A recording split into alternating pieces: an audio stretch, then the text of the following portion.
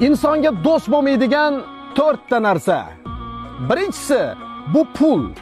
Bugun menda, ertaga esa birovlarda. Ikkinchisi mansab. Bugun men o'tiraman, ertaga esa birovlar o'tiradi.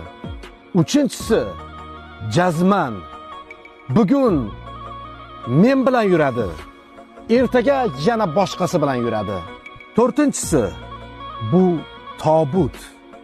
Bugun meni olib ketadi, ertaga esa yana boshqalarni olib ketadi.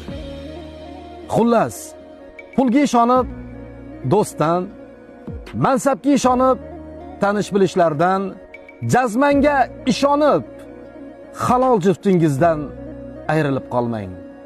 Chunki ana shu tobut bilan barchamiz birdek yakun topamiz.